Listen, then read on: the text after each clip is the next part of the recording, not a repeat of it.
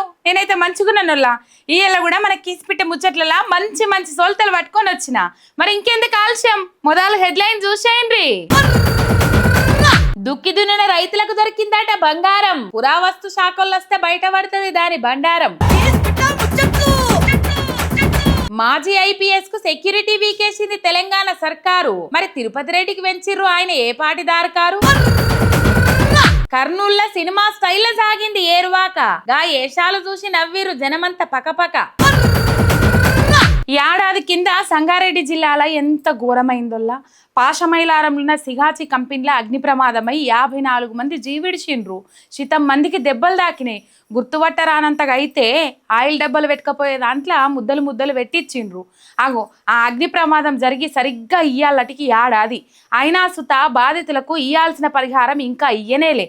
అందుకే మాజీ మంత్రి హరీష్ అన్న రేవంత్ అన్న ఇజ్జత్ మొత్తం తీసి పారేసిండు. చూడుండ్రి, ఏతుల ఎక్కెక్కి పాడంగా కోతల పోసే కోసుకుంటా అన్నాడట. అగో గట్లనే ఉన్నది మలు సర్కారు ఏలువాడి. నిరుడు జూన్ 30 తారీఖు నాడు పాషమైలారం సిగాచి కంపెనీ కాలి బూడిదయింది. అందులో 54 మంది జీవిడిచిండ్రు. అయితే అల్ల సర్కారు కంటే ముందే మాజీ మంత్రి హరీష్ అన్న పోయి పరామర్శ చేసి సాతనైన కాడికి సాయం చేసిండ్రు. అటెనకొచ్చిన సీఎం రేవంత్ అన్న ఏమన్నాడో ఇనుండ్రి. దీనికి సంబంధించి చనిపోయిన కుటుంబాలకు ₹1 కోటి నష్టపరిహారం ఇప్పించాలి. పరిశ్రమ వాళ్ళతో మాట్లాడి ప్రభుత్వం వైపు నుంచి పరిశ్రమ వైపు నుంచి చనిపోయిన కుటుంబాలకు ₹1 కోటి నష్టపరిహారం ఇవ్వాలి అని చెప్పి నేను ఆదేశాలు ఇవ్వడం జరిగింది.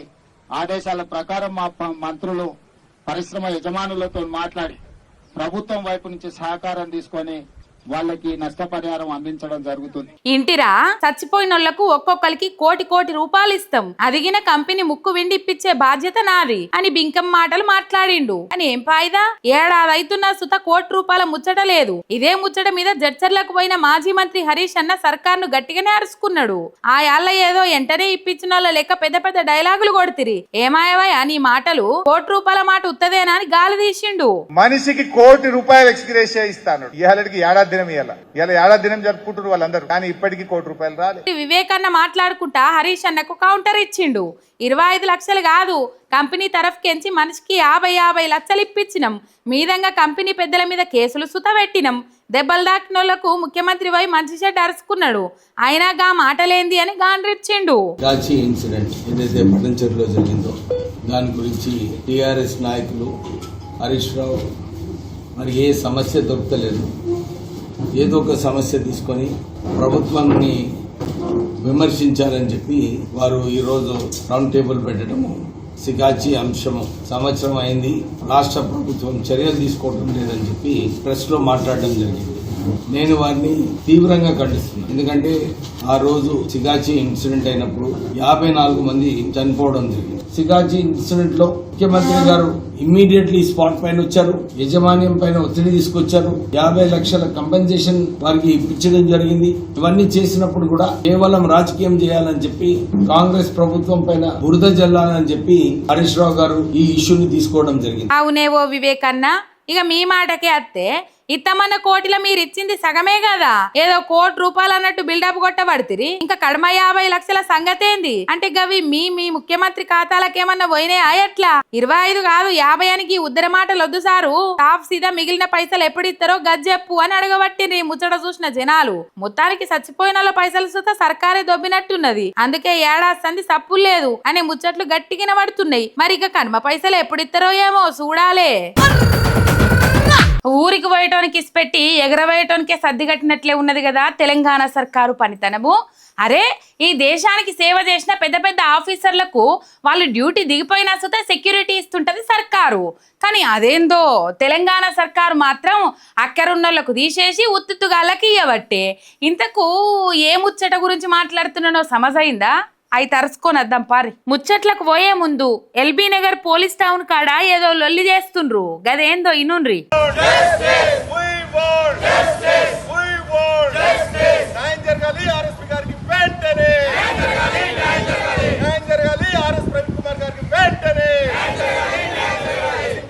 కేంద్ర రాష్ట్ర ప్రభుత్వాల మండి వైఖరి,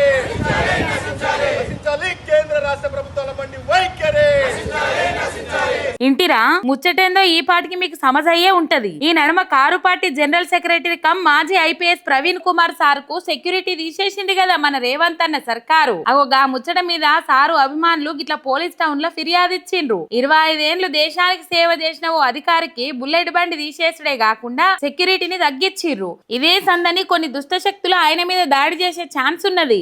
వెంటనే సెక్యూరిటీ పెంచాలని ఎల్బీ నగర్ ఏసీపీ ఆఫీస్ లా 28 ఫిర్యాదులు ఇచ్చిర్రట. అయినా కూడా మా తోకకు చెప్పన్నట్లే చేస్తుంది ఈ సర్కారు. ఇదే ముచ్చట మీద మాజీ మంత్రులు హరీష్ అన్న రామన్నగిన ట్విట్టర్ గుట్ల కూతబెట్టిండ్రు. గురుకులం వల్ల జరుగుతున్న అవినీతితో పాటు సెంటర్ మంత్రి బండి సంజయ్ కొడుకు కేసులు కూడా గట్టి వకీల్ పాయింట్లు లేవట్టిండు. అందుకే రేవంత్ బండి ఇద్దరు కూడా కావాలని సెక్యూరిటీ పీకేసిర్రు అని గరమయ్యిర్రు. అటు ఇదే ముచ్చట మీద మందకృష్ణను కలిసిన ప్రవీణ్ సారు సెక్యూరిటీ మాట పెద్దన్న చెవిలేసిండట. అంతేకాదు నాకేమన్నా అయితే గా జిమ్మేదారి సర్కారుదే అని కూడా చెప్పిండట.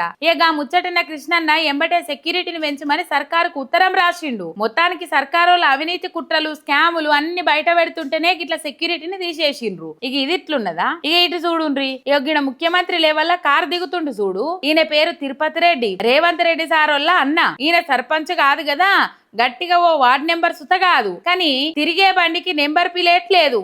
మీదంగా బందోబస్తు పోలీస్ సెక్యూరిటీ, వెనక మరలే బొచ్చడు కార్లు. ఏంది ఈయన బిల్డప్? తమ్ముడు సీఎం అవుడేనా? ఈయన రాష్ట్రానికి కాదు కదా, వాళ్ళ ఊరికి ఏమన్నా నిలగబెట్టిండా? ఎందుకీ ఉద్దర బిల్డప్? కొంపదీసి ఈయన ముఖ్యమంత్రి లెక్క ఫీల్ అవుతుండా ఎట్లా అని నానా రకాలుగా అరుచుకుంటారు తిరుపతి అన్నను. మరి సొంత అన్నకు సెక్యూరిటీని పెంచే సోయున్న రేవంత్ అన్న ఓ మాజీ ఐపీఎస్ కు ఎందుకు తీసేసిండో ఇప్పటికన్నా ఆలోచన చేసుకోవాలి.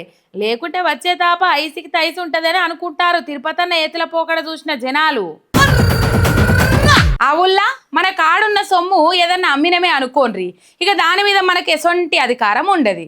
అమ్మేటప్పుడే ఏమున్నది ఏం కథ అనే ముచ్చట్లన్నీ 1-2 మాటలు చూసుకోవాలి. అంతేగాని అమ్మినాక అది ఇదంటే నడవది. కానీ గా వరంగల్ జిల్లాలో మాత్రం ఒక ఆయన 5 ఏళ్ల కింద భూమి అమ్మి ఇప్పుడు నా భూమి నాకు కావాలి అని పంచాయతీ చేస్తుండట. మరి అమ్మిన 5 ఏళ్లకు మళ్ళీ ఏమిటికి కావాలంటాడో మీరే చూడుండ్రి. ఓష్ని కథ పాడుగాను. వరంగల్ జిల్లాలో ఎంత ఇచ్చంత్రమైన పంచాయతీ మోపైంది చూడు. చెన్నారావుపేట మండలం కోపాకులగూడలుండే ఈ రైతు పేరు జైపాల్ రెడ్డి. ఈయనకు తరియతాండ దగ్గర పట్ల 6 ఎకరాల భూమి ఉన్నదట. అయితే ఏదో అవసరం ఉండి గా భూమిని రాధార ప్రతాప్ రెడ్డి అనే ఈ రైతుకు 5 ఏళ్ల కిందనే బేరం పెట్టిండు. ఇక రిజిస్ట్రేషన్ స్టేషన్ అన్ని ఒడిచినాయి. ఇక కొన్న రైతు ఊకుంటాడా? ఆయన ఓ ఇద్దరికి 3 ఎకరాల చొప్పున కౌలుకి ఇచ్చిండట. ఇగో ఈడనే వచ్చింది అసలు చిక్కు. మరి గా భూమిలో రాజులు బంగారం ఏమన్నా దాచిపెట్టిర్రో లేకుంటే అప్పటి కాలం దేవుని గుళ్ళు ఏమన్నా ఉన్నాయో మనకైతే తెలియదు గాని చెలక దున్నుతున్న రైతులకు బంగారం దొరికిందట. అది గిన్న 4-5 వద్దులలో అందాదా అర్ధ కిలో దాకా దొరికిందట. ఇక గిడ ఫోటోలలో అవుపడుతున్నాయి చూడు, గివ్వేగా సొమ్ములు. ఇక వీటిని పొలం చేస్తున్న రైతులు చెరిసగం వంచుకున్నారు. ఈ ముచ్చట ఇటువైపు పొలం అమ్మిన జైపాల్ రెడ్డి చెవులో పడ్డది. చల్, నేను అమ్మింది పొలమే, కానీ అందులో చెట్లు పుట్టలు అన్ని నాయే, వెళ్ళిన బంగారంలో నాకు సుత వాటా ఉంటది అని అడిగితే పోవయ్యా భూమి అమ్మినో అయిపోయింది, ఇక వీటికి నీకేం సంబంధం లేదని చెప్పిరట వాళ్ళు. అగో పొలం అమ్మిన రైతే చెప్తుండు. ఏం సంగతి పెద్ద మనిషి, నువ్వు అమ్మిన పొలంలో నిజంగానే బంగారం దొరికిందా? మేము గత 5 సంవత్సరాల కింద నా కుటుంబ అవసరంతో భూమి 6 ఎకరాల భూమి అమ్మిన రాధార ప్రతాప్ రెడ్డికి. అతను కొన్నాక కౌలుకి ఇచ్చిండు, లంబోళ్ళకి కౌలుకి ఇచ్చిండు. ఆ లంబడ పేరు బూక్యా బాలు. ఆయన ఈ సంవత్సరం వ్యవసాయం చేస్తుంటే అందులో కొంత బంగారం దొరికింది. సుమారు 1/2 కిలో ఉంటున్నారు. దాన్ని ప్రతాప్ రెడ్డి వాళ్ళంతా కుమ్ముక్కై ఇది బయటికి రాకుండా మాకు వాటాకి రాకుండా వాళ్ళే తినడం కోసం ప్రయత్నం చేస్తున్నారు. సరే, ఇలా బంగారం వెళ్ళింది ఈ మాట అంటున్నావు గాని అందులో ఏమైనా పుర్రెలు బొక్కలేమని నెల్లు అప్పుడు కేసులు కొన్నోళ్ళ మీదనే అవుతాయి కదా, దాన్ని నీ మీద కేసుకుందువా? అట్లా కాకుండా అమ్మేటప్పుడు ఏం వెళ్ళినా సుత నాయే, లాభమైన నష్టమైన అన్నిటికి జిమ్మేదారి నేనే అని కాగితం రాసుకున్నావా అని అరుచుకుంటారు జనాలు. ఇంకో దిక్కు బంగారం వెళ్ళిందని ముచ్చట ఎరకై పొలం నేను కౌలుకు చేస్తానంటే నేను చేస్తానని చిత్తం మంది లైన్లు కడతానరట. మరి పురావస్తు శాఖ అధికారులకి ముచ్చట ఎరకైందో లేనో గాని ఓ పారి నజరైంది సార్లు దెబ్బకు పంచాయతీ దిగుతుంది అని అనుకోబట్టి రింకొందరు. మరి ఇక బంగారం పంచాయతీ ఎట్లా తెంపుతారో ఏమో చూడాలే. సోమవారం 2 తెలుగు రాష్ట్రాలల్లో ఏరువాక కార్యం జోరుదారుగా అయింది. రైతులంతా వాళ్ళ ఎడ్లను ట్రాక్టర్లను ముద్దుగా సింగారిస్తే లీడర్లంతా పోయి అరక దున్ని ఇత్తులు పెట్టిండ్రు. అయితే గా ముచ్చట్లన్నీ ఒగెత్తైతే కర్నూలు జిల్లాలైన ఏరువాక కార్యం ఒగెత్తు. అగో ఏరువాక అంటే ఎక్కడైనా దుక్కులు దున్ని ఇత్తులు పెట్టుకుంటే కదా, మరి కర్నూలులో అంత ఇచ్చంత్రం ఏమైంది?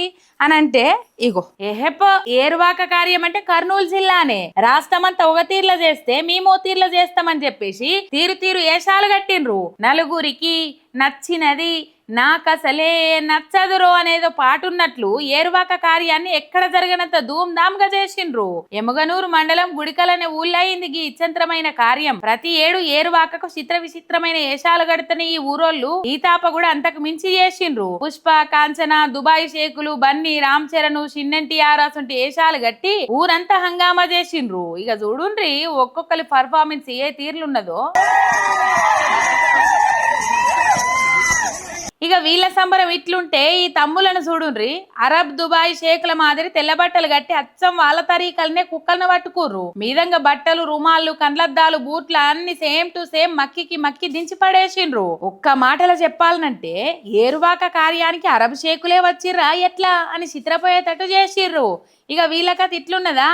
ఇక ఇటు చూడుర్రి వీళ్ళదో ఏషం. ఇస్తరాకులకు పొక్కలు పెట్టి కండ్లద్దాలు పెట్టుకున్న తమ్ముళ్ళంతా గా వెరైటీ కండ్లద్దాలు పెట్టుకొని ఊరంతా కలదిరిగిర్రు. ఇక ఇట్లా ఒక్కలని కాదు, ఊళ్ళే పొలగాండ్లంతా ఒక్కొక్కరు ఒక్కో ఏషం.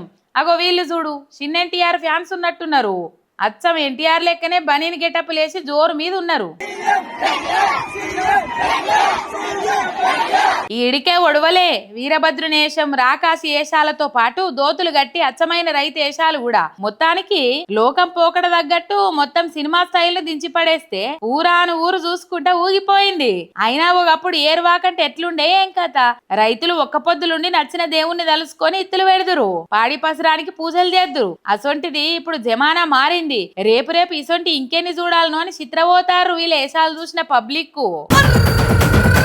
ఇగో ఇవాళ ఇలాంటి మన కీస్ పిట్ట ముచ్చట్లు ఎట్లున్నాయి? మస్తుగా ఉన్నాయిలే. మళ్ళొచ్చినప్పుడు ఇసొంటి ముచ్చట్లతో మీ ముంగడికి వస్తుంది మీ రేఖ. అంతవరకు మీరు చూస్తూనే ఉండండి మీ ఎంఆర్ మీడియా తెలంగాణ. శనార్థి.